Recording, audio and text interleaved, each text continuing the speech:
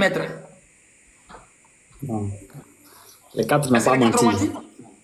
Non, les quatre n'ont pas menti. Mais ce qui est dangereux dans les exagérations, le fait qu'ils vont dire que l'autre est en train de mentir, ça ce n'est pas bon. Au fait, ils n'ont pas menti, Imam Ghazali n'ont pas menti, mais chacun a donné le descriptif de ce qu'il a touché. C'est comme ça l'ontologie.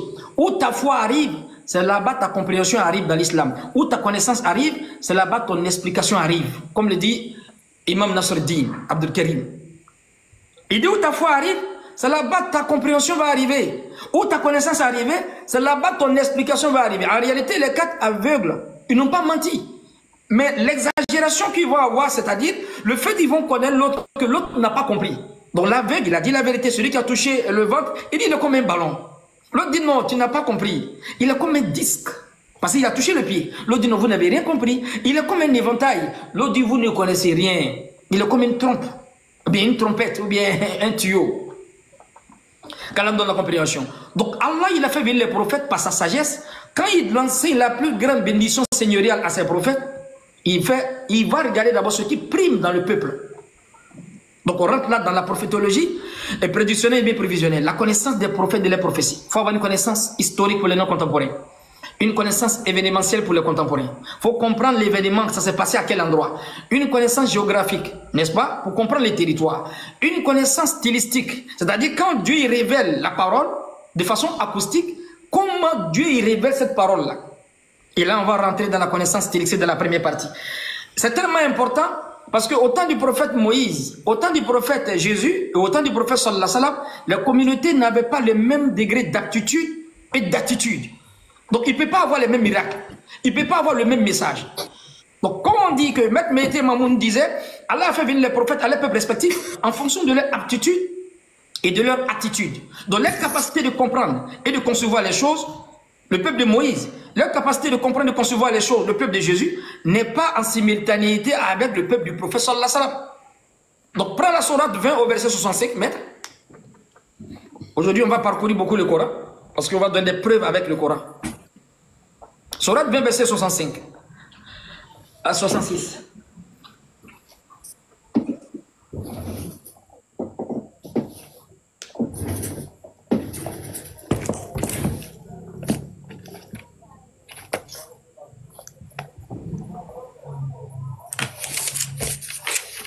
Maître, Sourate 20, verset 66. Sourate Toha, verset 65 à 66. Où on parle du miracle de Moïse avec les magiciens. Ok. Il dit, ô Moïse, où tu jettes le premier ton bâton, ou que nous soyons les premiers à jeter. Il dit, jetez plutôt, et voilà que leur corde et leur bâton lui parut ramper par l'effet de leur magie. Moïse ressentit quelque peur en lui-même. Je continue, maître. Oui, donc c'est bon, arrête-toi là, prenez pas qu'on a trop en besoin. Donc ici, Dieu est en train de donner ici une exemplarité, ou bien il donne le message historique entre Moïse et puis les magiciens. Donc ça montre que ce qui primait dans le peuple de Moïse, c'était la magie. Donc Allah, pour dissuader le peuple, pour qu'ils comprennent le message, n'est-ce pas, de la Torah, le message thoraïque, qu'est-ce qu'il fait? Allah va donner un pouvoir à Moïse plus que les magiciens. Allah dit, on a senti la peur dans le cœur de Moïse quand les magiciens ont laissé les serpents. Qu'est-ce qui s'est passé? Allah il dit, la takhaf, innaka antal a'la. N'ayez pas peur, tu seras au-dessus. Automatiquement, comme Moïse jette le bâton, comme on le sait dans la Bible et dans le Coran, en même temps, Allah il dit quoi? Le serpent est devenu quoi? Le bâton est devenu un gros serpent qui a avalé tous les serpents. Donc, en réalité, ils étaient dissuadés. Et ils ont cru que c'est la magie. Mais au fait, c'est un autre degré encore. Donc, les magiciens se sont prosternés. Donc, comme ils avaient une myopie spirituelle, ils étaient toujours vraiment, comment on appelle ça, limités dans leur compréhension. Celui qui est magicien, celui qui est il est au top des niveaux. Donc, quand Moïse, il envoie le miracle, comme ils ne comprennent pas, il dit non, ça c'est magie. Ah, lui, c'est un magicien. Alors que c'était le miracle qu'Allah a donné à Moïse. Allah, il change la donne. Quand le prophète Jésus il vient, il ne donne pas le pouvoir comme Moïse, parce que ce qui primait dans ce peuple, ce n'était pas la magie. Allah va changer la donne. Lis la sourate 3 au verset 49.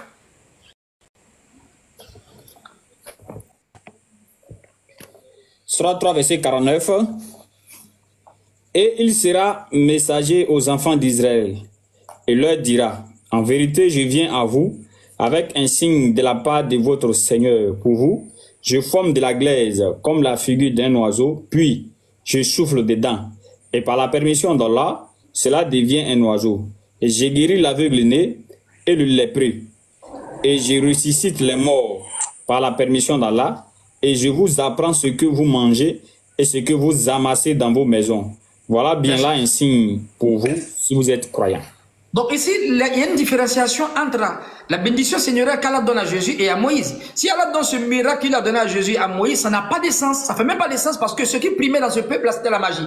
La donne change dans l'historicité de Jésus. Parce que au temps de Jésus, c'était quoi? C'était la médecine.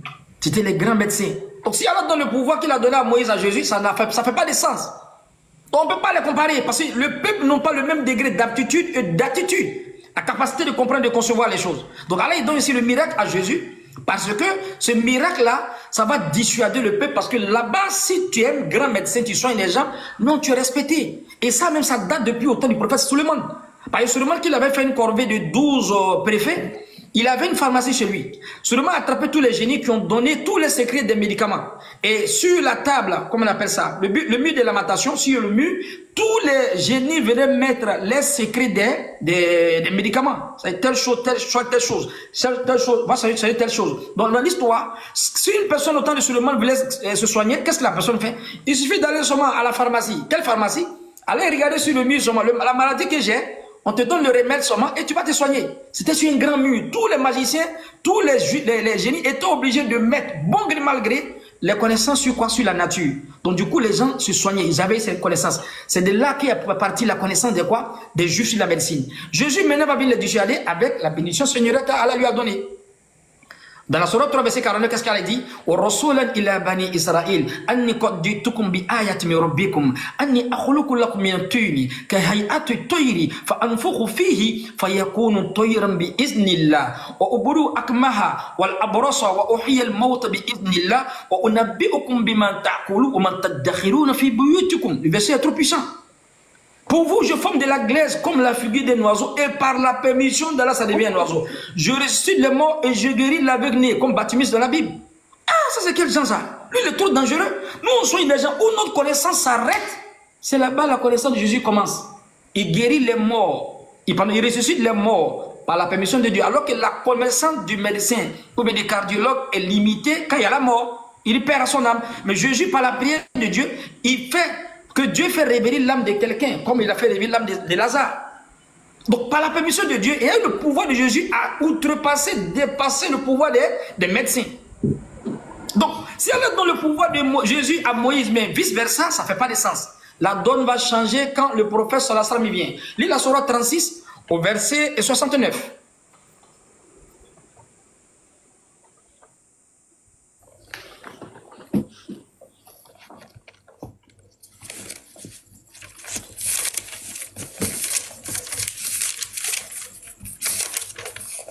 Surah 36, verset 69. Nous ne lui, à Mohammed, sallallahu alayhi wa sallam, avons pas enseigné la poésie. Cela ne lui convient pas non plus. Ceci n'est qu'un rappel et une lecture claire pour qu'il avertisse celui qui est vivant et que la parole se réalise contre les mécréants. Tu n'as pas fait monter quelqu'un pour lire parce qu'il ne faut pas être fatigué, parce qu'on doit lire beaucoup aujourd'hui. Fais monter quelqu'un pour lire, pardon. C'est pas bon qu'un élève fatigue son maître. C'est pas grave, allons-y, Inch'Allah, maître. Donc, regarde le verset que tu as lu là. Regardez le verset qu'il a lu. C'est pas grave, maître. Surat 36 au verset 69, Allah il dit on ne l'a pas fait un poète. Pourquoi là on voit ce verset là? Parce qu'au temps du prophète, ce qui primait à l'état, c'était des grands rhétoriciens. Ils avaient fini à la rhétorique, si vous voulez, des dramaturges. Au temps des Arabes, c'était pas la magie. Au temps des Arabes, c'était pas en fait la médecine. Au temps des Arabes, c'était la poésie. Ils étaient très très intelligents. Ils avaient fini avec la connaissance stylistique. La preuve c'est quoi? Avant la venue du prophète, les Arabes ils avaient un concours chaque année où ils mettaient le meilleur poète. Il fait un concours, lui qui a le meilleur vers, le meilleur rime plat, rime croisé, le meilleur test stylistique, ils mettent sur la Kaaba. C'est réparti pour l'année prochaine. Et quand le Coran est venu, la fille même de celui qui avait gagné cette année-là, elle allait déchirer, n'est-ce pas, la poésie de son père sur la Kaaba et est partie mettre un verset du Coran. Parce qu'elle était influencée par la parole du Coran. Donc, le Coran, bien que le Coran vienne avec en fait une connaissance pour nous donner des informations sur l'au-delà, donner des lois, comment on va interagir avec le commun des mortels, le Coran va venir dissuader aussi à l'instar de la Torah que Dieu a donné à Moïse contre les magiciens, à l'instar de l'évangile que Dieu a donné aussi à Jésus contre les gens qui guérissaient. Le Coran maintenant va faire chasser Khorazi, va en fait montrer la compréhension des poètes qui, bien qu'il est venu pour tout l'univers, il va venir d'abord montrer qu'ils ne connaissent rien d'abord. Donc ils disent que le prophète c'est un poète. Comme de la manière les magiciens disent que Moïse est un magicien. Parce qu'ils ne comprenaient pas le système. C'était le haut niveau. Parce qu'un livre qui vient parler de l'enfer et du paradis, et encore qui n'ont pas de phrases asémantiques. C'est-à-dire c'est rimé, et puis c'est quoi? C'est censé. Contrairement aux poésies qui sont liées peut-être à la mythologie, des poésies qui sont liées peut-être aux paroles légendaires, des paroles imaginaires. Mais ici, c'est une parole qui parle de l'enfer, du paradis, de l'au-delà, de Barzakh. Mais en même temps, c'est sémantique, c'est rimé, et il y a des connaissances stylistiques qui ne disent pas son nom. C'est ce qu'on va visiter aujourd'hui dans le Coran. Au lieu d'aller naviguer sur Internet, il faut naviguer dans le Coran. Maître. Donc le prophète, il vient avec le Coran. On dit non, là, ça c'est quelle poésie ça encore? Non, ça c'est un poète. En réalité, parce que le Coran était d'une façon précise et concise, il dit non, ça c'est quel niveau encore de poésie ça? En réalité, ce n'est pas la poésie. Comme de la manière on fait sortir les versets scientifiques, ce n'est pas un livre de sciences, mais c'est un livre qui vient montrer que toi tu apprends la science, là tu n'as pas commencé, toi tu parles de poésie, tu es derrière encore le Coran, dépasser ça, il te donne des informations sur l'au-delà, sur quoi? Sur le Barzakh et sur la vie. Donc les premières informations qu'on m'a données, il s'agit là de la précision du Coran sur les mots utilisés. Sur quoi? Les mots utilisés. D'abord, les noms d'Allah, les attributs d'Allah, Allah Ta'ala, il est ferme avec les versets du Coran. Lui, la sourate 17 au verset 1. Regardez la beauté du Coran commence. C'est avec ça qu'Allah prend pour protéger le Coran.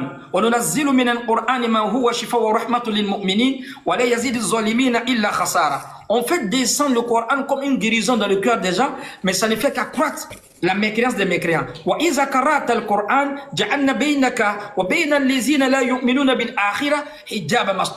il lit le Coran, on met un voile invisible entre toi et ceux qui ne croient pas au jour du Coran. Mohamed rappelle le Coran pour celui qui crée l'au-delà. Ar-Rahman allama al-Qur'an, Yasin wal Qur'an al-Hakim. Allah il parle du Coran dans le Coran. Allah fait la publicité du livre dans le livre. Pourquoi? On va savoir. Lis la sourate 17 au verset 1.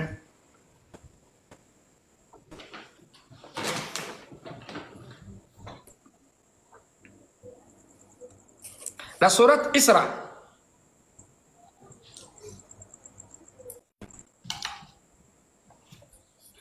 Sourate 17 le verset 1. À celui qui de nuit fit voyager son serviteur Mohammed de la mosquée Al-Haram à la mosquée Aqsa, dont nous avons béni l'alentour. Il voit certaines de nos merveilles. C'est lui vraiment qui est l'audient, le clairvoyant. Oui, les 5 versets que je vais donner, maître, il faut t'atteler sur les dernières phrases, mais le dernier mot. C'est lui vraiment qui est l'audient, le miséricordieux. Au fait, Allah Ta'ala, quand il envoie un verset dans le Jumla, à la fin du verset, tu comprends le début de la phrase. C'est-à-dire, quand il parle de la science, ou bien il parle du pouvoir, il va fermer les versets du Coran avec un attribut dans ces 99 noms, qui est en simultanéité avec le verset, mais qui parle du pouvoir. Donc ici, le verset là parle du voyage, ça parle en fait de la connaissance, ça parle du pouvoir d'Allah. Qu'est-ce qu'Allah va dire à la fin? Subhanallazi asara bi abdihi laylan min al-masjid al-haram ila al-masjid al-aqsa allazi barakana hawlahu linuriyahu min ayatina. Il parle des signes. Allah il dit quoi à la fin?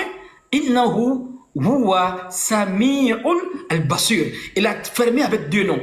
Sami'ul basir. Il est l'entendant, il est le voyant. Là, on parle des voyages et on parle des signes. Donc ici, Allah, il ne va pas mettre un verset, il ne va pas mettre peut-être 2 noms dans ces 99 noms qui n'ont même pas de simultanéité avec le verset. Étant donné que le verset parle du voyage, le verset parle des signes et des miracles, Allah va parler de 2 choses. Sami'ul al-Basir. Il est celui qui est l'entendant et le voyant. Donc il s'agit là de la beauté du Coran. Vous n'allez jamais voir cette miraculosité d'un livre. Lis la sourate 2 au verset 127. Oui, maître. Apparemment, je vois dans les commentaires, on dit lorsque j'ai fait la lecture, je bug, il faille que j'ai fait monter quelqu'un. Moi, pas vous, moi. Fais monter quelqu'un. Si quelqu'un monter pour faire la lecture, il n'y a pas de souci. C'est mieux, c'est mieux.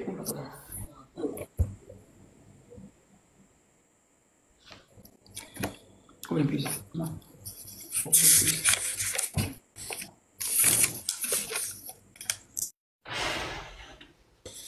Bon, je vois. Hein? Actuellement, qui se pose pour la lecture. Hein. Personne n'a demandé à monter, donc je vais continuer. Si quelqu'un demande à monter, je vais l'accepter, Inch'Allah.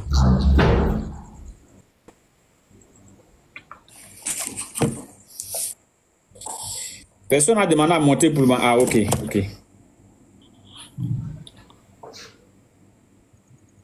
Ok. Est-ce qu'on va mettre? Donc, regardez la beauté du Coran, la précision et la concision dans les versets. Quand il donne une phrase, il ferme avec des attributs qui sont en simultanéité avec même le sens maintenant de la phrase.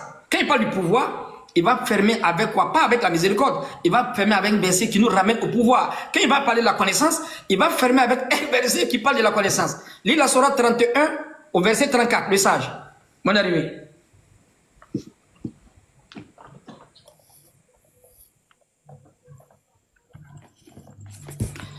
Sourate 31, verset 34, le dernier verset de la sourate Luqman. Oui, salam alaikum. Sourate 31, verset 34, le dernier verset de la sourate Luqman. Oui, salam alaikum. Wa alaykoum salam. Lève un peu la voix, mon frère. Et salam. Oui. Le sage du bug, hein? Vous m'entendez? Le sage du bug, hein? Le sage, il y a écho chez toi. Ah bon? Oui, il y a écho chez toi.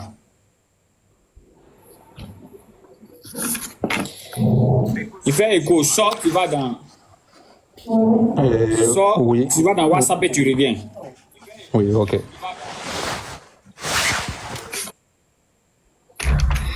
Maintenant, tu peux nous lire Sourate 31, verset 34, la dernière Oui.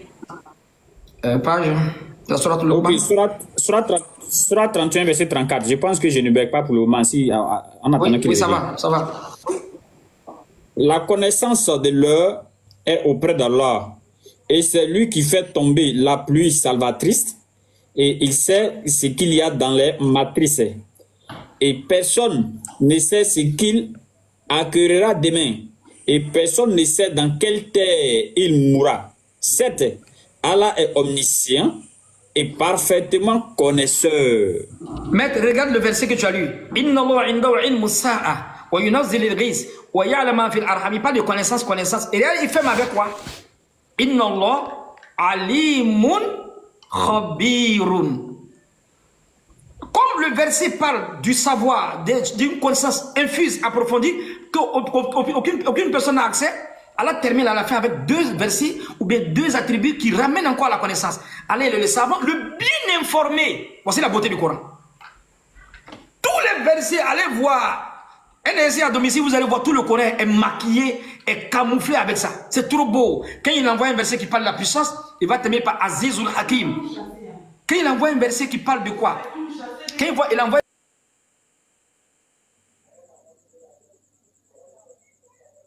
il envoie un verset maintenant qui parle peut-être du châtiment, il va envoyer un verset, il va fermer avec la puissance. S'il envoie un verset qui parle de la miséricorde, bien du pardon, il va terminer par Ghafour Rahim. Il ferme les versets avec ces noms qui sont en simultané avec même le corps même de la phrase. Ça, c'est la connaissance stylistique. Nulle part ailleurs, si ce n'est pas dans le Coran. Et maintenant, Allah donne un défi aux rhétoriciens, c'est-à-dire les savants de la rhétorique. Parce qu'il y a plus de 250 rhétoriques. Allah donne ces défis-là dans le Coran. Par la sourate 2, au verset 23.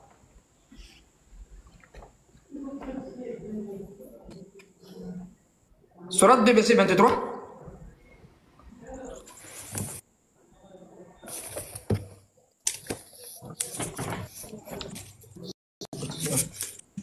Entendez? Sourate 2, verset 23. Oui, attends, je fais la lecture et puis bon, au prochain, tu vas prendre. Ok. Je fais la lecture et puis au prochain, tu vas prendre. Vas-y. Tu puisses régler ton truc.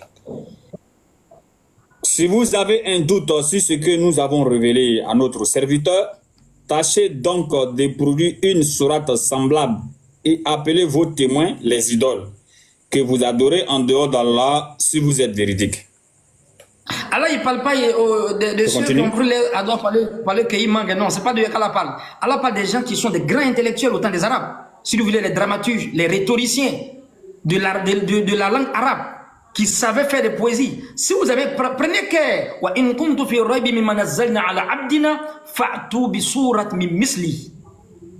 Le défi est lancé. Envoyez un verset semblable.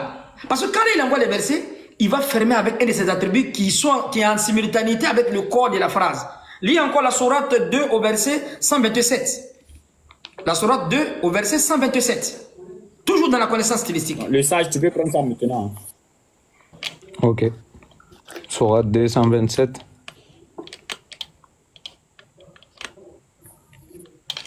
Sourate combien? Sourate Bakara au verset 127. Sourate 2, verset 127. 127. Ok.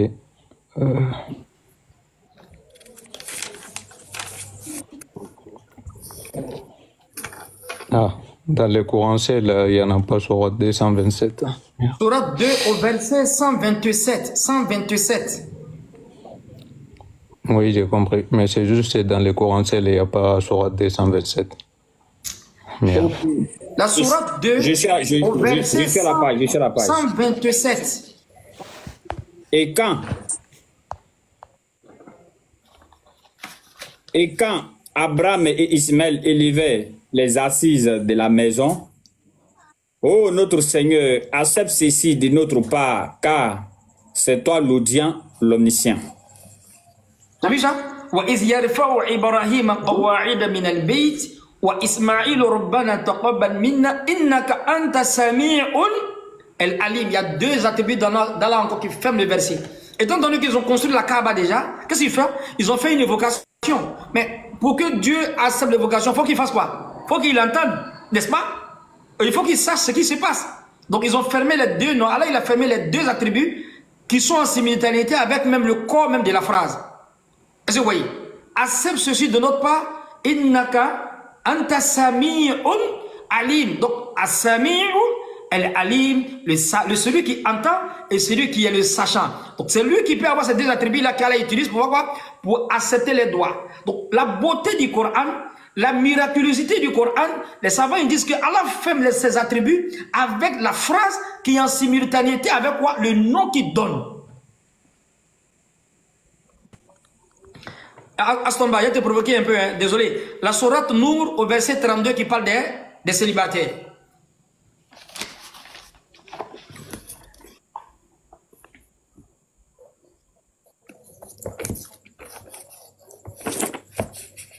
Regardez à la fin du verset, qu'est-ce qu'Allah a dit? Maître, comme ça parle des célibataires, je vois pas la sourate.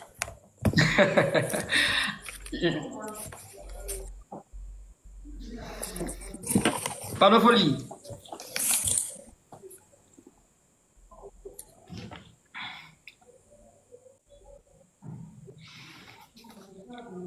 Il prend rapidement. 24-32.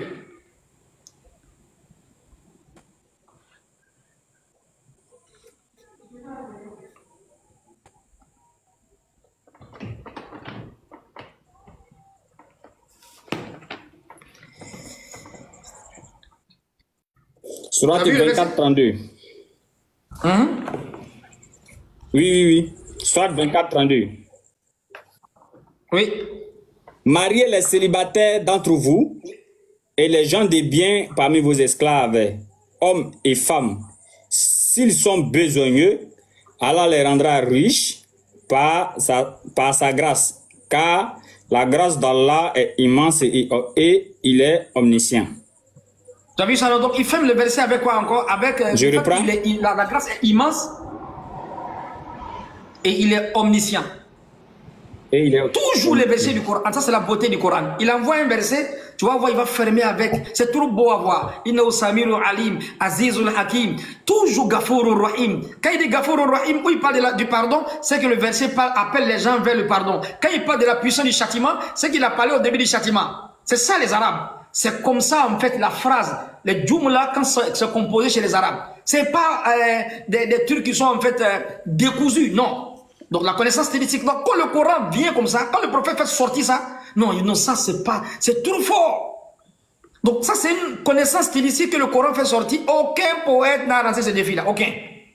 Et après on va rentrer maintenant dans trois choses. Ce qu'on appelle la juxtaposition des événements, la succession des événements, et quoi? Et la séparation des événements. Prends la sourate 96 au verset 1. C'est une autre forme encore de connaissance stylistique que le Coran propose à toute la Ummah. Et aucun livre n'a cette miraculosité-là, si ce n'est le Coran. Sourate 96, le verset 1.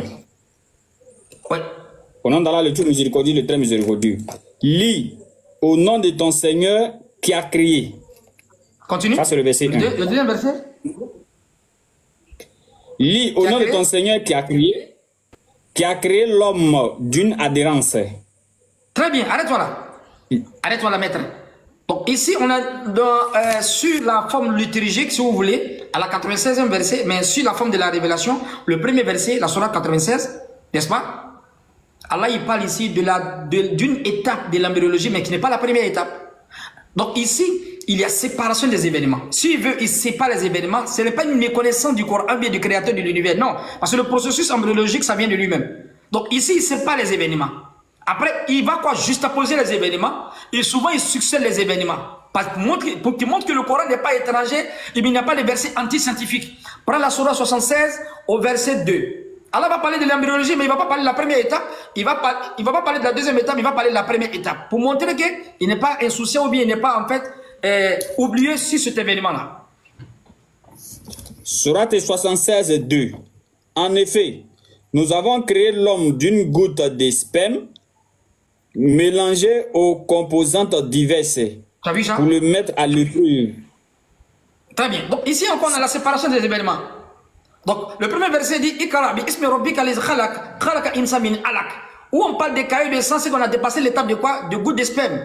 Après les caillots de sang, on va parler des clivages, des segmentations, tout ça. La cour des spermatozoïdes. Mais Allah, dans la première révélation, dans la grotte, le prophète, il reçoit ici une révélation qui nous donne la deuxième étape du processus embryologique. Et la première étape ici, c'est quoi? El nutfa. Les spermatozoïdes, c'est-à-dire en fait la sécrétion. Bah là, il parle ici de la deuxième étape, de la première étape ici, de la sourate 76. Hal ata ala al-insan hinun min ad-dahr lam yakun shay'an mazkura. Inna khalaqna al-insan min nutfa. J'ai qu'elle met d'une goutte d'huile. Amshajin nabtalihi faja'alnahu sami'an basira. Je l'ai mélangé avec les composants divers, je l'ai fait entendre et voyant. Donc ici, on a une autre étape de l'embryologie qui n'a rien à voir avec l'autre étape là-bas. Allah va maintenant, il sépare, souvent il sépare, il juxtapose, mais il va succéder les événements pour montrer qu'il n'y a pas de versets anti-scientifiques dans le Coran qui corroborent l'embryologie. La sourate 23 au verset 12 à 13. Vas-y, maître.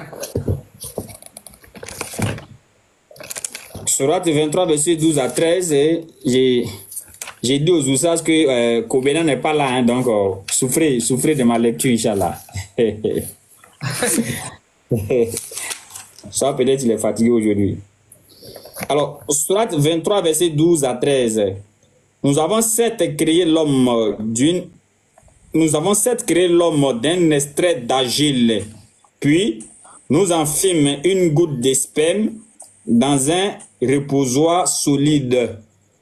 Continue.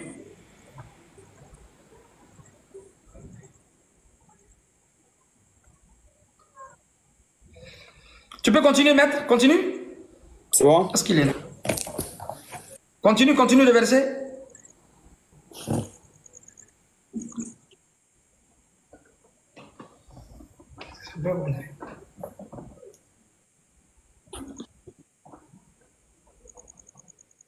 Ouais, Bakayoko, tu peux demander à monter sans problème. Je reprends, maître. Oui, tu continues le verset, au verset 13, 14. Ok.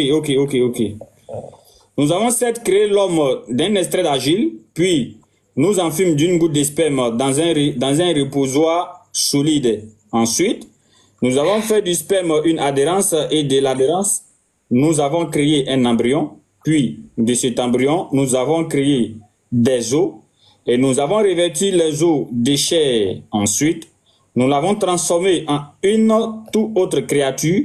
Gloire à Allah, le meilleur des créateurs. Donc ici on a 3 versets qui nous parlent en fait des 3 étapes de l'embryologie, mais seulement qu'Allah a séparé les événements. Donc ici on peut avoir séparation des événements, soit Allah fait juxtaposition des événements, soit Allah fait succession des événements. Donc comme le Coran n'est pas étranger au processus embryologique, parce que le créateur c'est celui qui a régi cette loi de l'haploïdie cellulaire, diploïdie cellulaire concernant l'embryologie. Qu'est-ce qu'elle a fait ici? La sourate 23, d'abord le chiffre 23 nous ramène au chiffre de la perfection. Ça nous ramène au chromosome même de l'être humain. 2 fois 23 chromosomes. La sourate 23, c'est le chiffre de la perfection. Et au verset 11 et 12 et 13, Allah va mettre maintenant la succession des événements. Il fait une synthèse. Oui, tous les éléments qu'il a cités là-bas, maintenant, il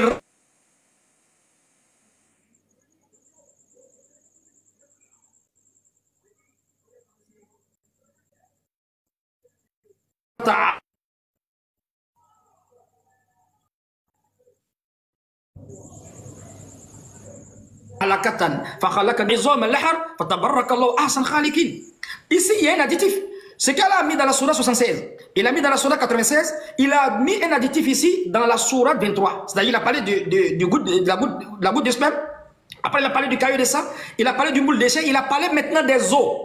Donc, dans les compréhensions balbutiantes, dans les visions étriquées, écropées, bornées, il s'est dit que le Coran a fait une erreur. Parce qu'ils n'ont pas la connaissance de l'ostéologie. Parce que quand tu étudies l'ostéologie, dans l'embryologie, l'ossification de l'ossature se forme avant la chair. Et qu'ils ne comprennent pas, ils se disent que quand on parle d'os dans le Coran, automatiquement, c'est l'os qui a déjà atteint en fait le degré d'un adulte. Non. Parce que l'os continue à se former depuis dans le ventre de la mère. Quand l'enfant il sort, l'os se forme. Même s'il a l'âge de la puberté, jusqu'à ce qu'il atteigne 80 ans, l'os arrête de se former. La formation de l'homme commence dans le ventre de la mère jusqu'à ce que l'être humain il atteigne ce qu'on appelle l'ostéoporose. Lis la sourate 19 au verset 4, s'il te plaît. Les frères qui ont voulu faire la lecture, là, apparemment, on dirait que je ne les vois plus. Alors, sur la 19, verset 4, elle dit, oh mon Seigneur, mes os sont affaiblis et ma tête s'est enflammée des cheveux blancs. Cependant, je n'ai jamais été malheureux dessus en te priant, oh mon Seigneur.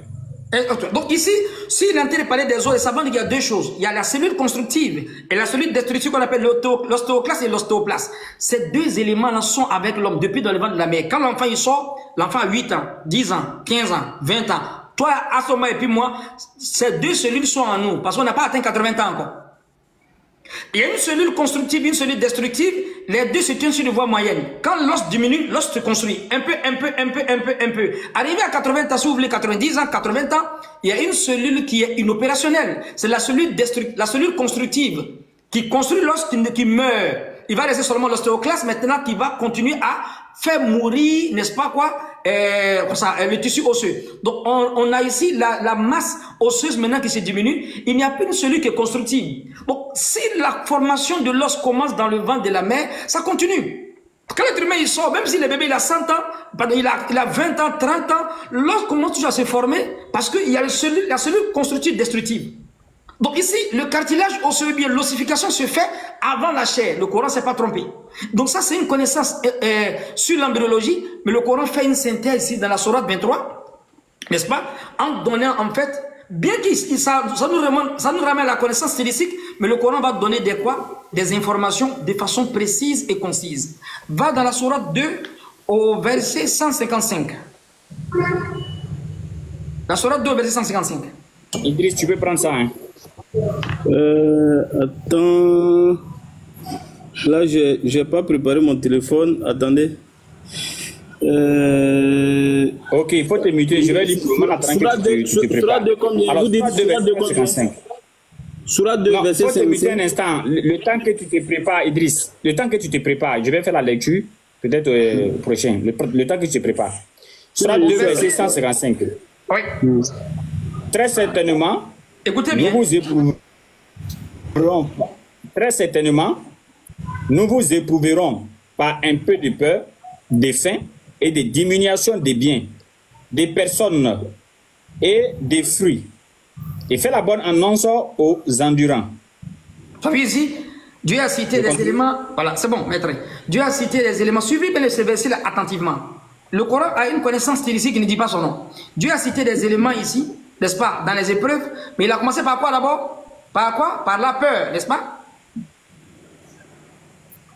N'est-ce pas? En réalité, les savants disent que... Oui, un peu de peur.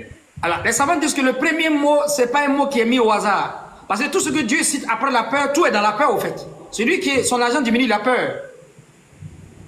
Celui que son champ a brûlé, il a peur. Il dit au fait, tout est dans la peur. C'est une grande porte. Tout ce qu'elle a cité après la peur, là, tout est dans la peur. Ah, seulement, tentez de promener vite, tes 100 000 sont perdus. Il y a une petite peur qui vient. Ça veut pas dire que tu n'as pas la peur. C'est pas petit peur, maître. Exactement. Tu as payé un billet. C'est pas petit peur, maître. Grand peur même. En tout cas, c'est dans la peur. Ton argent diminue, mon frère. Vraiment, ils ont volé tes 1 million. Il y a une peur qui vient. On dit tous les éléments qu'Allah cite après Minal Khawf, tout est dans la peur. Donc la précision et la concision du Coran. Et maintenant, on va rentrer dans ce qu'on appelle maintenant l'anaphore. C'est une figure de style qui permet de répéter les mots au début. Va dans la sourate Al-Qariya. La sourate Al-Qariya. Idriss, je pense bien que tu es prêt maintenant. Hein. La sourate Al-Qariya, c'est quelle sourate? Idriss, tu es là? Le fracas? Oui, la sourate combien? Salam alaikum d'abord. Wa alaikum salam wa rahmatullah wa barakatuh, mon frère. La sourate 101. 101. 101. Oui, quel verset? Lis les 3 versets. Ok, le fracas. Qu'est-ce que le fracas? Qui te dira ce que c'est le fracas? C'est le jour où les gens... C'est bon, Idriss. Idriss a répété 3 fois le fracas. Le fracas. Qu'est-ce que le fracas? Qui te dira ce qu'est le fracas? Le fracas est répété 3 fois au début même de la phrase. Al-Qariya, Mal-Qariya, Oman Adaraka Mal-Qariya. Dans la figure, dans la connaissance stylistique, on appelle ça quoi? L'anaphore. C'est une figure de style qui permet de répéter les mots au début. Comme Afrique, mon Afrique. Donc ici, le Coran fait sortir ici une information sur l'anaphore.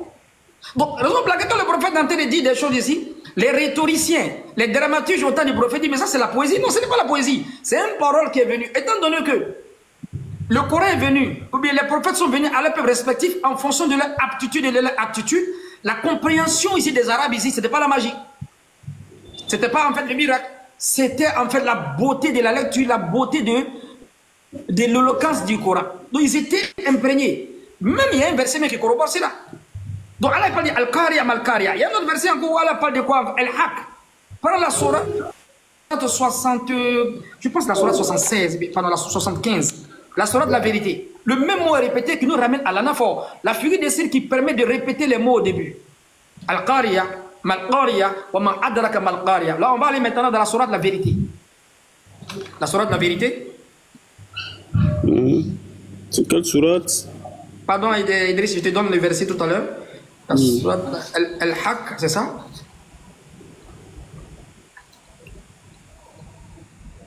Voilà, c'est ça. Au verset 69. 69. Oui, je suis là. Non, la sourate, c'est quelle sourate? La sourate Al-Haq, la vérité. C'est qui montre la vérité. La vérité, c'est quelle sourate? La sourate 69. 69, ok. Je suis à la sourate 69, frère. Oui, 69. Lis quel verset? Les 3 premiers versets, Idriss. Oh, ok. Bismillahirrahmanirrahim. L'inévitable. L'heure qui montre la vérité. Qu'est-ce que l'inévitable? Et qui te dira ce que c'est que l'inévitable? Très bien. Si tu veux l'inévitable, qu'est-ce que l'inévitable? qui te dira ce qu'est l'inévitable, mais tu peux traduire par la vérité. Qu'est-ce que la vérité? Qui te dira ce qu'est la vérité? Là, on est en face là de la figure de ce qu'on appelle l'anaphore. Al-haq, mal-haq, wa ma adraka mal-haq. À l'instar du verset qu'on a lu tout à l'heure. Al-qariya, mal-qariya, wa ma adraka mal-qariya. On a toujours les mêmes mots qui sont répétés au début. Ça, c'est l'anaphore. Qui n'a rien à voir avec la figure de ce qu'on appelle l'épiphore. Qu'est-ce que c'est l'épiphore? L'épiphore, c'est la figure de style qui permet de répéter les mots à la fin. Va dans la sourate Nas. Va dans la sourate Nas, la sourate 114. 114. 114, oui. Lis tous les versets. Vous allez entendre ce qu'il y a à la fin. Bismillahirrahmanirrahim. Dis, je cherche protection auprès du Seigneur des hommes, le souverain des hommes, Dieu des hommes, contre le mal du mauvais conseiller fictif qui souffle le mal dans les poitrines des hommes. T'as vu? Qu'il, entre parenthèses, le conseiller, soit un djinn ou un être humain. T'as vu ça? Donc ici, l'homme est à la fin. Qul a'udhu bi rabbin nas, malikin nas, ilahin nas, min sharri waswasil khannas, allazi yuwaswisu fi sudurin nas, min ad-jinnati wan nas. Ça c'est l'épiphore. C'est une figure de style qui permet de répéter les mots à la fin. L'homme qui est différent de l'anaphore. Après l'anaphore, on passe à ce qu'on appelle l'anaphore contextuel. Qu'est-ce que l'anaphore contextuel? Lis la sourate 3 ou bien la sourate 2 au verset 275, s'il te plaît. Vous parlez un peu doucement, hein, pardon. Oui. Ok. Faut pas oublier quoi. La sourate 2. La sourate 2. Verset 275. 275.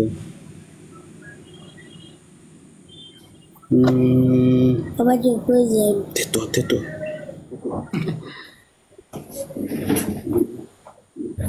Maître, vous avez dit surat combien? 275. Surat de 275. Surat Bakara au verset 275. Ok, surat 2, verset 275.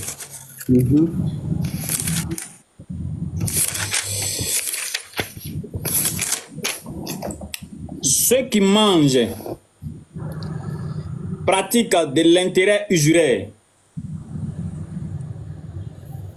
ne se tiennent au jour du jugement dernier que comme se tient celui que le toucher de Satan a bouleversé. Cela parce qu'ils disent le commerce est tout à fait comme l'intérêt, alors qu'Allah a rendu licite le commerce et illicite l'intérêt. Celui donc qui cesse dès que lui est venue une exhortation de son Seigneur peut conserver ce qu'il a acquis auparavant. Et son affaire dépend d'Allah. Mais quiconque récidive, alors les voilà les gens du feu.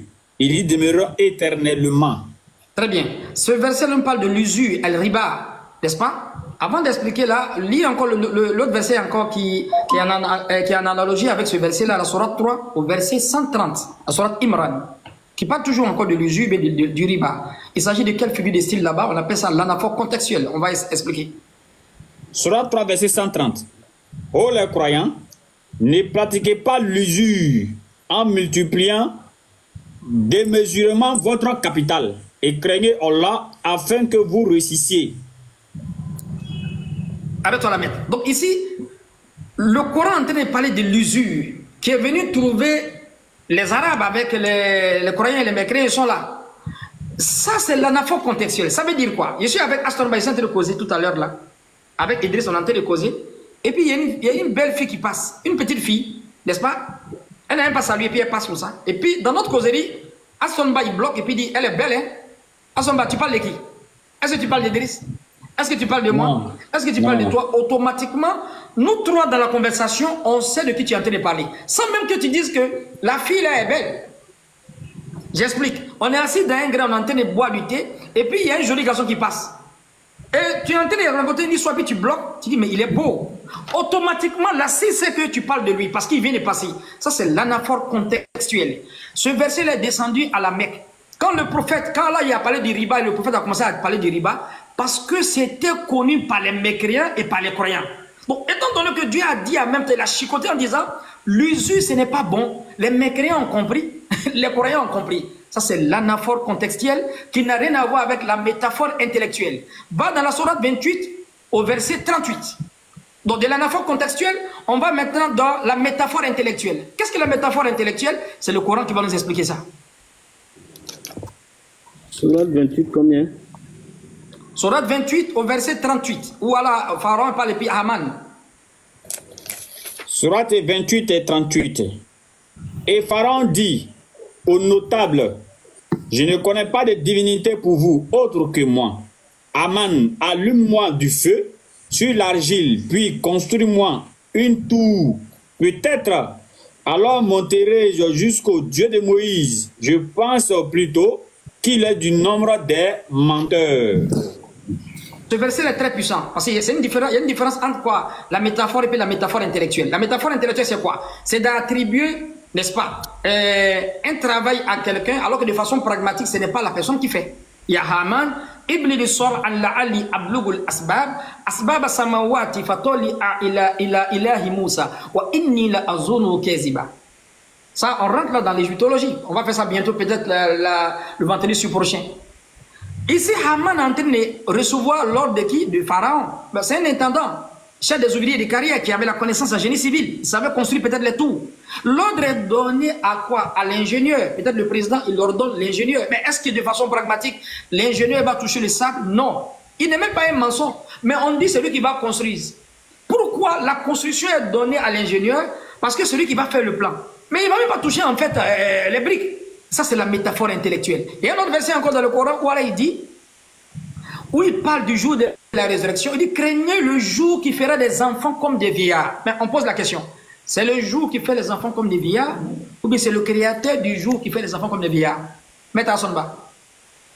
Qui rend les gens comme des vieillards? C'est le jour, ou bien c'est le créateur du jour? Le fait que, à cause de l'atrocité de ce jour, Dieu a donné en fait une qualité, n'est-ce pas? Une force au jour. En réalité, ce n'est pas le jour qui fait. Ça, c'est la métaphore intellectuelle. Ça n'a rien à voir avec les calembours. Qu'est-ce que les calembours? Le calembour, c'est une manière de s'exprimer, de déformer un mot. Va dans la sourate 2, au verset 199. Idriss, tu as la page ou bien il fait la lecture? Idriss, est-ce que tu as la page?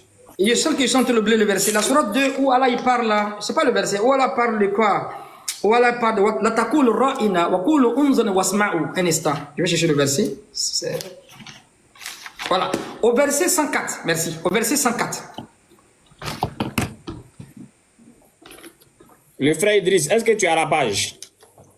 Maître, on peut continuer, je pense que Idriss est un peu... Sourate 2, verset 104. Oh, vous qui croyez,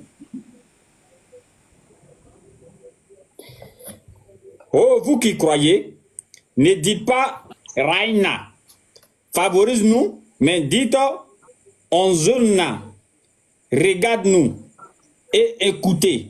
Un châtiment douloureux sera pour les infidèles. Et ici, à cause de la médiocrité spirituelle, bien l'impolitesse spirituelle des Juifs, ils ont utilisé ce qu'on appelle le calembour. Ils avaient une manière de s'exprimer pour diminuer la miséricorde divine. Donc, quand ils ont besoin peut-être d'assistance, quand ils ont besoin que Dieu leur favorise une chose, ils avaient une manière de parler, dire Ra'ina. Alors il dit, il ne faut pas les musulmans, ils vont imiter cette manière de parler là. Parce que c'est un diminutif de la grandeur d'Allah. Parce qu'ils avaient une manière, une mauvaise conception de Dieu.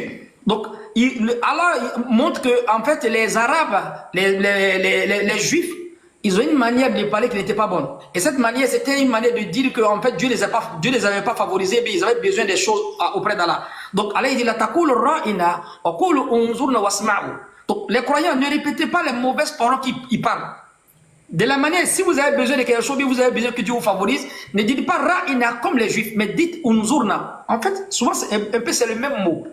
Mais, et quand ils utilisaient le mot ra'ina, c'était un mauvais escient, ils utilisaient dans une impolitesse spirituelle. Donc Allah, comme il veut enseigner les bonnes mœurs aux musulmans, Allah dit de ne pas dire ra'ina comme ils disent dans le jargon. Voilà qu'il coule unzurna wasma'u. Dit Allah favorise-nous. Il ne faut pas dire Allah regarde-nous. Parce qu'ils avaient une manière de parler qui prenait notre connotation en fait. Donc ra'ina, c'était une manière de parler, mais ce n'était pas en fait poli. Spirituellement parlant, donc Allah ne voulait pas que les musulmans répètent ce même mot. La takulu ra'ina, wa qulu unzurna wasma'u. Donc ne dites pas ra'ina, dites unzurna. Ça c'est le calembour. C'est comme dit convaincre ou bien convaincre quelqu'un, il est bien de convaincre quelqu'un, mais il ne faut pas rendre quelqu'un con pour le vaincre. Tu as vu, j'ai divisé le mot. Nous, on prêche pour convaincre les gens. On ne prêche pas pour rendre les gens cons pour les vaincre. Tu as vu? Ça, c'est le calembour. Donc Allah ici est en train de montrer ici une manière de parler, de ne pas utiliser ce calembour-là au temps du prophète sallallahu alayhi wa sallam. Les juifs encore, ils avaient une manière encore d'utiliser le calembour quand ils faisaient la salam alaikum. Quand ils voyaient les croyants, qu'est-ce qu'ils disent? Salam alaikum. Que la mort soit sur vous. Ils ont changé les salams. Au lieu de dire salam alaikum, il dit non, salam alaikum. Donc il dit rapidement, mais en réalité, il n'est pas en train de mettre la paix sur les musulmans, il dit que la mort soit sur vous. Donc quand le prophète a entendu ça, le prophète dit non, si vous posent la question, si vous font le salam, alors qu'il déforme en vous insultant, en vous maudissant, en vous souhaitant la mort, dites wa alaikum et sur vous. Ça dit si tu as envoyé la paix, et sur toi. Si tu m'as envoyé le malheur, et sur toi. Donc ça c'est le calembour. Salam alaikum, qui n'a rien à voir avec salam alaikum, la takoul ra'ina, okul unzurna. Donc ça c'est le Coran. Et après on va rentrer dans ce qu'on appelle la personnification, qui n'a rien à voir avec la chosification. Prends la sourate 2 au verset 96. Sourate 2 verset 96. Dit, hein, on va arrêter. Non, allons-y maître, allons-y. Sourate 2 verset 96. 93. Et 7. 93. Et rappelez-vous, lorsque nous avons pris l'engagement de vous et brandi au-dessus de vous, à Tour, le mont Sinaï, en vous disant, tenez ferme à ce que nous vous avons donné et écoutez. Il dit, nous avons écouté et désobéi dans leur impiété, leur cœur était passionnément épris du veau, objet de leur culte. Dis-leur, quelle mauvaise prescription ordonnée par votre foi si vous êtes croyants. Ici, on rentre dans la figure de ce qu'on appelle la personnification. La personnification, c'est quoi? C'est donner des attributs d'une chose, ou bien d'une chose qui n'est pas humaine, n'est-ce pas? Lui donner les attributs d'un humain. Ici, Dieu parle des cœurs, la médiocrité spirituelle des Juifs. Au fait, tellement ils ont adoré les idoles, Dieu il dit, leurs cœurs ont bu les idoles. Est-ce que le cœur peut boire les idoles? Allah il veut montrer ici, tellement ils étaient prêts pour adorer l'idole, ils sont prêts pour les fétiches, ils sont prêts. C'est comme leur cœur a bu l'idole, au fait. Donc Allah il a pris en fait le cœur, il a utilisé le cœur comme en fait un être humain qui est en train de boire quoi? De l'eau. Le verset en arabe dit ils ont bu l'idole. C'est-à-dire, ils étaient tellement prêts pour l'idole, ils sont prêts pour adorer coûte que coûte, vaille que vaille, maille que maille. Allah a utilisé le mot boire. Là, on rentre ici dans la personnification. Allah a personnifié le cœur comme un être humain qui est en train de boire, qui n'a rien à voir avec la chosification, c'est de donner les attributs en fait d'une chose à un être humain. Lis la sourate 2 au verset 74, maître. Sourate 2 verset 74.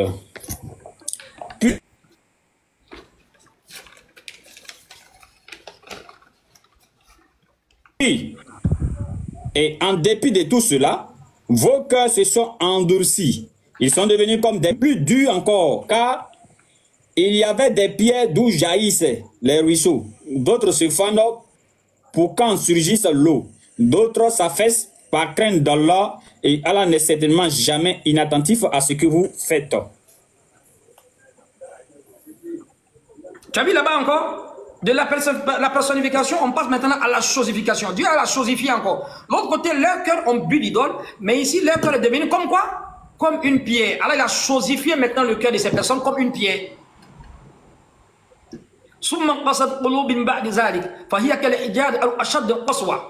Les cœurs sont devenus comme une pierre. Tellement le cœur est dur, elle a dit c'est devenu comme une pierre. Là, on rentre là dans la figure des styles qu'on appelle par analogie, c'est-à-dire la comparaison. Allah a comparé le cœur comme quoi? Comme une pierre. Et ce style de comparaison est dans le Coran. Prends la sourate 2 au verset 264 encore.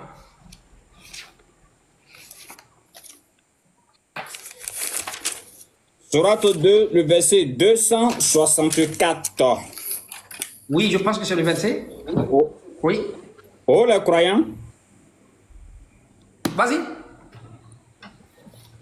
Oh les croyants, n'annulez pas vos aumônes par un rappel ou un tort, comme celui qui dépense son bien par ostentation devant les gens sans croire en Allah et au jour dernier. Il ressemble à un rocher recouvert de terre qu'une averse atteint et laisse dénuer de pareils hommes ne tireront aucun profit de leurs actes. Et Allah ne guide pas les gens mécréants. Merci maître. Ici, il s'agit de la figure du style par analogie. Tellement Allah veut nous faire comprendre, il veut nous donner l'enseignement, il prend exemple. Mais si quelqu'un prend exemple d'expliquer quelque chose, c'est que c'est une pitié, une sagesse qui ne dit pas son nom. C'est-à-dire, j'explique juste quand il te dit, bon, il fait un exemple. Le fait de donner exemple, même ça montre mais la sagesse divine. Tellement il veut qu'on comprenne, il prend exemple. Là, on rentre dans la figure du style par analogie. Il fait une exemplarité, il fait une comparaison pour te faire plus comprendre. Lis le verset encore suivant, au verset 265, tu vas voir, qui parle encore de la comparaison. Il prend encore l'exemple toujours pour nous faire comprendre. Et ceux qui dépensent leurs biens, cherchant l'agrément d'Allah et bien rassurés de sa récompense, il ressemble à un jardin sur une colline. Qu'une averse l'atteigne, il double ses fruits à défaut d'une averse qui l'atteint. C'est la rosée et Allah voit parfaitement ce que vous faites. Tu as vu mettre ici? Allah il dit ressemble. Il est en train de donner un exemple encore. Il fait une figure de style par analogie. Tellement il veut qu'on comprenne bien le message, il dit il ressemble. Il est comme. Lis encore la sourate 29 au verset 41. Toujours la figure de style par analogie. Allah il envoie une comparaison, une exemplarité pour qu'on comprenne bien le message. Sourate 29, le verset. Au verset 41, la sourate Ankabut, l'araignée. Sourate 29, verset 41. Ceux qui ont pris des protecteurs en dehors d'Allah ressemblent à l'araignée qui s'est donné maison. Or, la maison la plus fragile est celle de l'araignée, si seulement il savait. مثل الذين اتخذوا أولياء من دون الله الله أكبر كمثل العنكبوت اتخذ البيت وإن الأهوال البيوت لبيت العنكبوت لو كانوا يعلمون. Il prend exemple. L'exemple des gens qui cherchent des associés en dehors d'Allah sont comme l'araignée qui a fait sa maison. La maison la plus fragile, c'est la maison de l'araignée, s'il savait. L'araignée fait sa maison sur des supports existants. S'il n'y a pas de support, l'araignée ne peut pas construire sa maison. Alors il dit c'est comme ça les mécréants. L'araignée fait sa maison, une maison fragile, mais l'araignée dort au dehors, on ne dort pas dedans. Alors il dit c'est comme ça les mécréants. Ils sont exposés dans Dunya et Kiyama, ils n'ont même pas de protection. Allah prend exemple pour montrer quand quelqu'un n'a pas l'anthologie, il est comme la maison de l'araignée. Il a besoin d'un support existant pour faire sa maison, et sa maison, quoi, il dort encore au dehors. C'est une maison qui est fragile. Une maison qui est fragile, il ne dort pas dedans, il dort dehors encore. Là, on rentre dans la figure des styles par analogie. Il nous fait comprendre, il donne exemple. Par la sourate 22 au verset 70.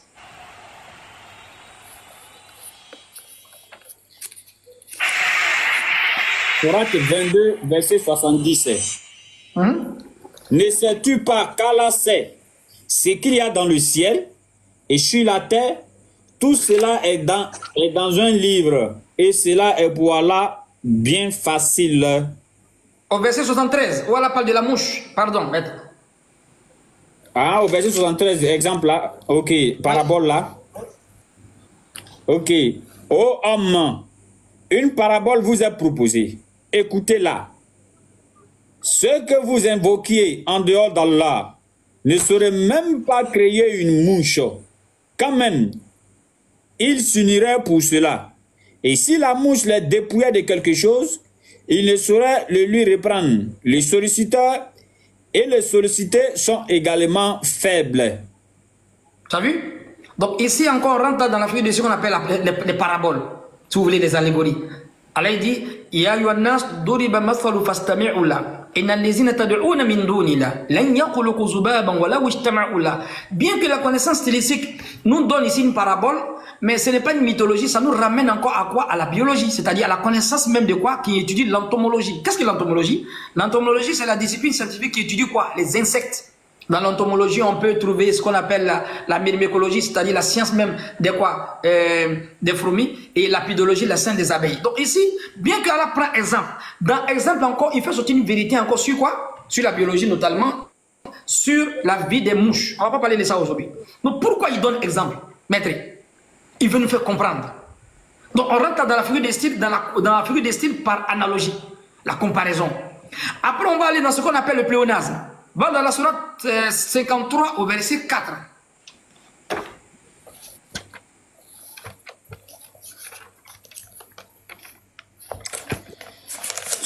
Sourate 53, 4. Oui.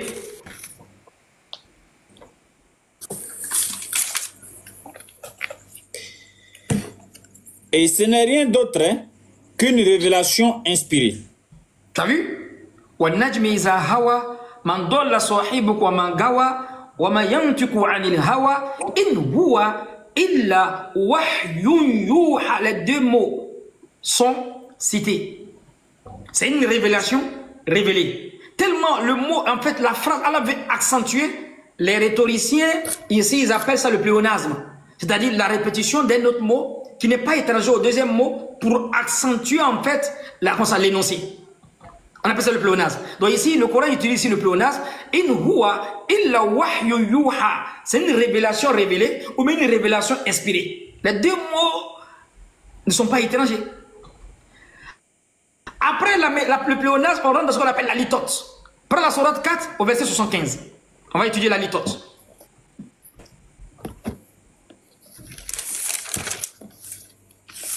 Alayhi salam Fornal. Sourate 4, le verset 75. Oui. Et qu'avez-vous à ne pas combattre dans le chantier d'Allah et pour la cause des faibles, hommes, femmes et enfants, qui disent, Seigneur, fais-nous sortir de cette cité, dont les gens sont injustes, et assigne-nous de ta part un allié, et assigne-nous de ta part un secoureur. Oui, le verset où Allah parle de Marie, au verset Surat 5, verset 75. Surat 5, où Allah parle de Marie et Jésus. Et Jésus là, ok. Surat 5, verset 75. Surat 5, le verset 75. Le Messie, fils de Marie, n'était qu'un messager. Des messagers sont passés avant lui. Et sa mère était une véridique. Et tous deux consommaient de la nourriture. Voir comme nous leur expliquons les preuves et puis voir comme ils se détournent. Maître, pourquoi Allah parle de la nourriture ici? Pourquoi Allah parle de la nourriture? C'est bizarre, hein? Je te dis. On parle de message, Allah dit nourriture. On voit qu'Allah va envoyer, oui, Allah va envoyer une information qui va casser tout. Allah dit nourriture. Mais en réalité, Allah a cassé. Allah a fait ratissage, mais les gens ne comprennent pas. Ici, c'est la figure de ce qu'on appelle la litote. La litote, c'est quoi? C'est une figure de ce qui permet à 10 moins pour donner un grand sens. Mais toi, tu parles de nourriture. Mais pourquoi on parle de nourriture? Mais quand on va t'expliquer nourriture, on va dire, ah, on croit qu'il n'a rien dit. Déjà, il a frappé fort, maître. Jésus et sa mère mangeaient de la nourriture. On dit, ah, Allah, pour nous démontrer que quelqu'un n'est pas Dieu, tu parles de nourriture, pourquoi? Les prophètes mangeaient? Non, tu n'as pas compris. C'est la litote. Le fait de dire moins pour donner un grand sens. Pourquoi? Où il y a une entrée, il y a une sortie. Maître, ou bien, Dieu n'a pas de système excrémental, ni de terminaison caudale. Ça brise même en fait la mauvaise consommation des chrétiens. Parce que quelqu'un qui mange d'abord, il est soumis aux besoins de la terre.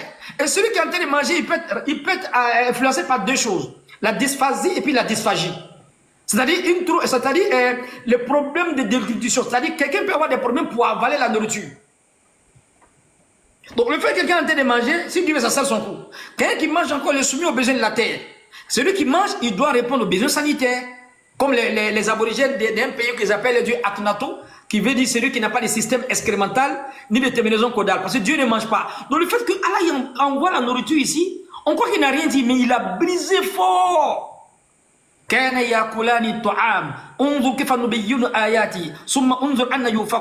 Jésus et sa mère mangeaient de la nourriture. Pourquoi Allah parle ça? Il a utilisé ici la litote, c'est de dire moins pour donner un grand sens.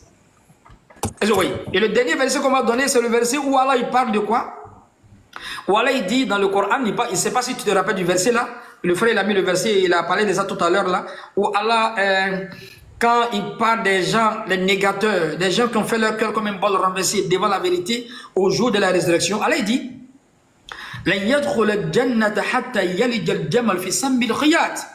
Il y a eu un débat ici avec le Cheikh Sharawi, avec qui? Avec Cheikh Kishki. Alors il dit, ils ne vont pas rentrer au paradis, sauf le jour que le chameau va rentrer dans quoi? Maître, tu te connais le verset? Dans le chasse d'une aiguille. Oui, ils ne vont pas rentrer au paradis, sauf le jour que le chameau va rentrer dans le trou de l'aiguille. Exactement. En réalité, Allah ne parle pas du chameau là-bas. C'est traduit par chameau. Est-ce que vous suivez? Et Cheikh Sharawi dit qu'Allah n'est pas dans le chat de l'aiguille. En réalité, Allah n'a pas parlé du chameau. Pourquoi? Parce que Allah, quand il envoie le Coran... Surat 7, verset 40. Merci. Quand Allah, il envoie le Coran... Surat 7, verset 40. Voilà, à la fable Insan, il envoie en fait la parole, bien le Coran, bien la révélation, la parole révélatrice, interpellatrice, salvatrice, à la compréhension de l'être humain. Toujours le côté aptitude et puis attitude, n'oubliez pas. Donc, quand Allah parle d'ici, d'aigu, quand il rentre chez le tailleur, quand il y a aigu là, qu'est-ce qu'on met dans l'aigu, maître? Un fil, il pense bien. C'est un fil. Mais pourquoi ici on parle d'aigu et puis on parle de chameau? Ça ne fait pas de sens. Au fait, ça a été mal traduit. Le Cheikh Sharawi dit non. En réalité, la polysémie du mot Jamal, qui veut dire chameau, les Arabes aussi, dans la connaissance stylistique, ils appellent Jamal les grosses cordes des bateaux. Quand un bateau arrive d'un endroit, la grosse corde qu'on prend pour attacher le bateau pour bloquer, on appelle ça aussi Jamal, comme le chameau. Il dit c'est le gros fil qu'Allah est en train de parler, Allah ne parle pas du chameau. Parce que quand on parle d'aigu, il faut le fil. Mais pourquoi on parle des chameaux? En réalité, c'est le gros fil. Le gros fil ne pourra pas passer dans le trou de l'aiguille. C'est ça qu'Allah a dit. Ils ont traduit ici en français de façon francisée que non, le chameau ne va pas entrer dans le trou de l'aiguille. Parce que le mot Jamal, là, ils ont traduit au premier degré. Alors que la polysémie ici nous montre que Jamal en arabe aussi, c'est attribué aussi aux cordes des bateaux. Parce que c'est tellement gros, ça ne peut pas rentrer dans le chat de l'aiguille. Qu'Allah donne la compréhension. Je pense qu'on va s'arrêter là. Vendredi prochain, on va continuer. Allahu Akbar. Alhamdulillah, nous remercions vraiment tous ceux qui ont suivi. Place à la série de questions et réponses. On va faire monter, aujourd'hui on va prendre seulement que 3 questions, Inch'Allah. 3 questions, je pense bien. Donc ceux qui veulent poser la question, vous allez monter.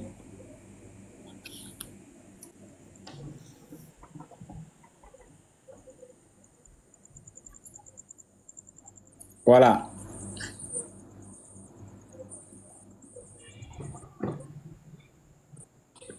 Ceux qui... Tu sais, Ibrahim, ces mauvaises manipulations, il étaient fait monter. Hein. Il ne sait pas comment il me s'est arrangé. Il a appuyé sur Ibrahim là-bas. Alors que je voulais seulement vérifier ceux qui ont fait leur demande. Mais tu es déjà avec nous et si tu as quelques mots à dire, Inch'Allah. Oussaz Ibrahim. Assalamu alaikum, les grands maîtres. J'espère que vous allez très bien. Ça va bien par la grâce. Grand maître Aziz Khan. Vraiment, c'est très enrichissant. Je viens d'arriver. Hein. Bon, j'ai dit, il faut que j'écoute cet enseignement-là. Vraiment, le cheikh nous a parlé beaucoup de choses qu'on ignore en réalité. Merci vraiment, qu'Allah te récompense. En tout cas, j'attends seulement que certains viennent poser des questions. Sinon, moi, je n'ai pas préparé de questions. Ok, merci bien le frère Ibrahim.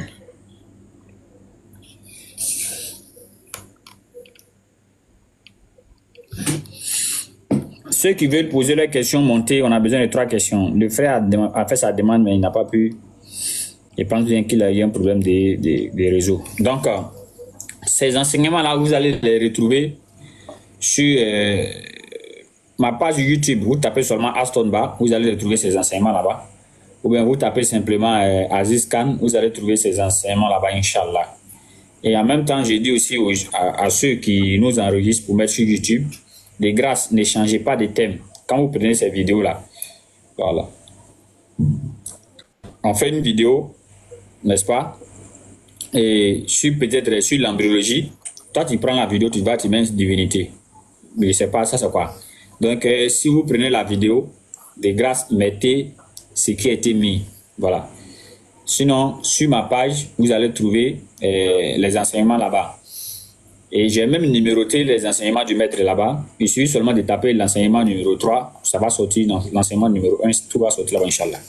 Donc, ceux qui veulent poser des questions, montez. Muslim.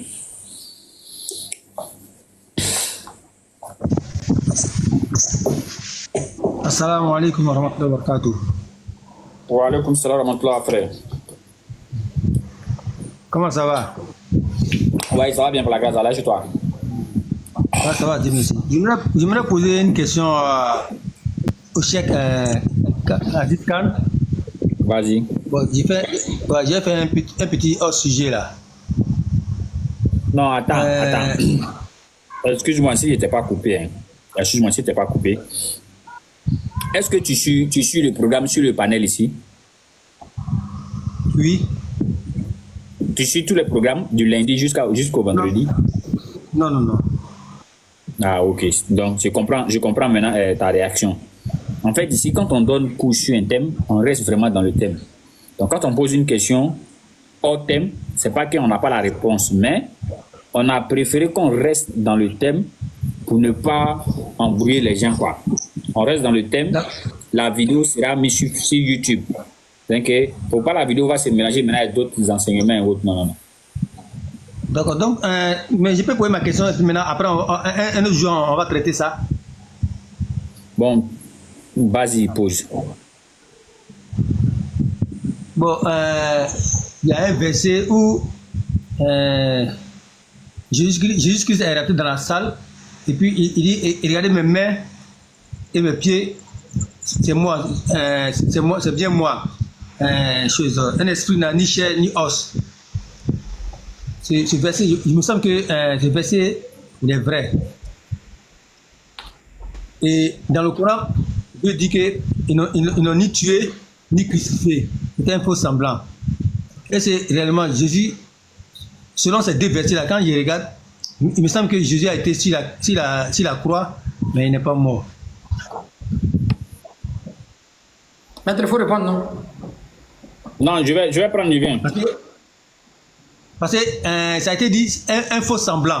Bon, beaucoup d'hommes pensent que ce faux semblant-là, c'est le visage. Or, ce n'est pas le visage. Parce que quand les soldats ont fait descendre Jésus, ils ont fait casser les pieds des deux bandits.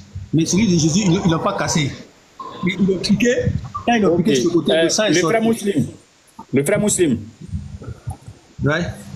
Voilà. Tu sais, c'est pour ne pas te léser. C'est pourquoi je t'avais laissé poser ta question. Sinon, Ouais, j'avais dit non. Je comprends. Oui, il faut qu'on s'écoute, frère. Il faut qu'on s'écoute. Je n'allais pas accepter même que tu poses la question, mais c'est pour ne pas que tu te sens frustré. Je t'ai dit, il faut poser ta question. Regarde, Oussaz a pris près de 2 heures du temps, donner l'enseignement sur la connaissance stylistique du Coran.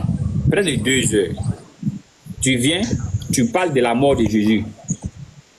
Tu vois que ces deux chemins ne sont pas pareils. C'est pourquoi j'avais dit non, restons dans le thème pour ne pas mélanger les gens. Le jour que le maître va commencer à donner des cours sur la mort et la résurrection de Jésus, là en ce moment, dès que tu montes, tu poses ta question. Mais tout à l'heure, si on se met à répondre à ta question, ça va changer carrément tout le cours que le maître a donné. Et c'est comme si on a pris le maître ici, on a pris 2 heures du temps au maître ici, inutile, cadeau. Non, tu as raison, tu dis vrai. Vraiment, je m'excuse. Vraiment. Non, c'est rien, on n'est pas fâché. Quand on donne la bonne compréhension. Ok, salam alaikum. Oui, un autre frère qui veut poser sa question.